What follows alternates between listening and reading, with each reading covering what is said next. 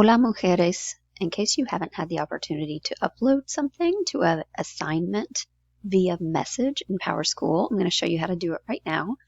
There are various ways to take a screenshot. I usually use the snipping tool, and you just hit New and then select the area that you want to save. Yours might be a little bit different.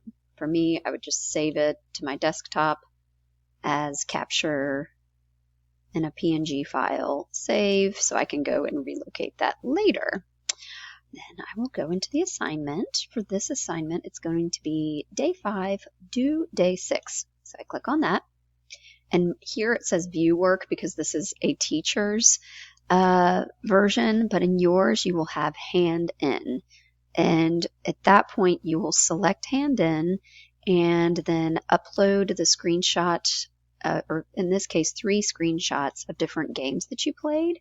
And the games you will locate right here. Okay, good luck.